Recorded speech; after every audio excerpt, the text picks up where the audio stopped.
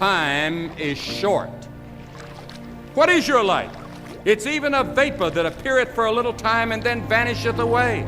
If someone had told me when I was 20 years old that life was very short and would pass just like that, I wouldn't have believed it. And if I tell you that, you don't believe it either. I cannot get young people to understand how brief life is, how quickly it passes. It seems like yesterday I was in school. Every one of us here has been given the same amount of time in a day. 1,440 minutes a day, 168 hours per week. 70 years God allows us. And it's interesting to me, with all of our medical science, we've never passed that magic mark. The average American male today lives 70 years and 4 months. The average female, 73 years and 6 months. More people live to be 70, but the average age of an American is still 70. I'd write down my priorities in life, and I'd get committed to certain priorities. I'd try to carefully plan my life like Albert Schweitzer did. Redeem the time. The days are evil.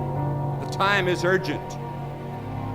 And then time also calls for immediate action. The fact that time is short calls for something now. Now is the accepted time. Doesn't apply just to the unconverted we talk to. It applies to us as believers, to us as young clergy. Now is the accepted time. The things we ought to do, the classes we ought to take, the books we ought to read, do it now. The family that needs you, spend more time now. Write that letter home now that you've been meaning to write. Money you ought to give now. Time for study, do it now. People you ought to witness to, do it now. Every time the clock ticks, it seems to say now. Today. There may not be a tomorrow for you and for me, because there's a warning to time. Time is running out for all of us. Time is too short for indecision and vacillation. Do not halt between two opinions.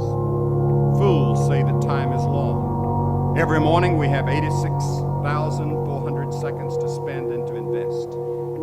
And each day the bank named time opens a new account for you and for me. It allows no balances and no overdrafts. If you fail to use the day's deposits, the loss is yours. It's the quality of life, not the length.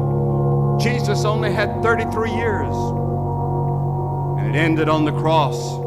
To the world, he was a failure at that moment. Yet at the end of his life, he said, I finished the work that thou gavest me to do. It doesn't matter whether you live another year or 2 years or 5 years. Will your work be finished? Is there a quality to it? Is there a dedication to it?